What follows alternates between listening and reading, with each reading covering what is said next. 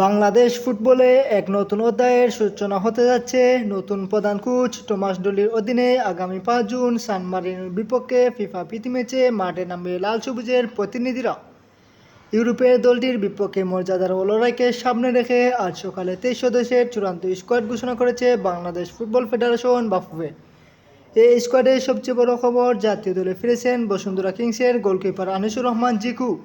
সদ্য সমাপ্ত মৌসুমে গোলপোস্টের নিচে অবদান রাখার পুরস্কার মূলত পেলেন জিকু। সাবেক কোচ হেরিয়ার কাবরেরার অধীনে ২০২৪ সালে দল থেকে বাদ পড়েছিলেন তিনি। কাবরেরার প্রথম পছন্দ হিসেবে খেলানো হয়েছিল মিতুল মার্মাকে। তবে জিকু স্কোয়াডে ফিরলেও একাদশে থাকবেন কিনা এখনই বলা কঠিন। এদিকে ব্যক্তিগত কারণে এই সফরে থাকছেন না নিয়মিত উইঙ্গার রাকিব হোসেন। সন্তান ও স্ত্রীর পাশে থাকতে ছুটি নিয়েছেন তিনি। তার জায়গায় স্কোয়াডে ডাক পেয়েছেন রফিকুল ইসলাম। দলকে নতুনভাবে সাজাতে গিয়ে বেশ কিছু বদল করা হয়েছে। জাতীয় দলের স্কোয়াড থেকে বাদ পড়া ৩ তরুণ মঞ্জুরুল মানিক, সজীব ওমর এবং মিরাজুল ইসলামকে পাঠানো হয়েছে বয়সভিত্তিক দলে।